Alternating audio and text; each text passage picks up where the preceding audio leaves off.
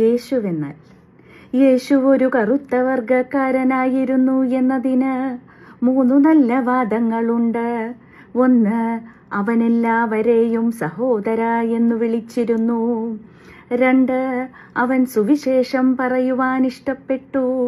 3, അവന് നല്ല ഒരു വിചാരണ ലഭിച്ചില്ല. പക്ഷേ യേശു ഒരു ജൂതനായിരുന്നു എന്നതിനും 3 തത്തുല്യവാദങ്ങളുണ്ട്. 1, അവൻ അപ്പൻ്റെ തൊഴിലിൽ ഏർപ്പെട്ടു. 2, അവൻ 32 വയസ്സുവരെ സ്വന്തം വീട്ടിൽ കഴിഞ്ഞു. 3, അമ്മ കന്യകയാണെന്നവനും അവൻ ദൈവമാണെന്നമ്മയും വിശ്വസിച്ചു. പക്ഷേ യേശു ഒരു ഇറ്റലിക്കാരനാണ് എന്നതിനും 3 തത്തുല്യവാദങ്ങളുണ്ട്.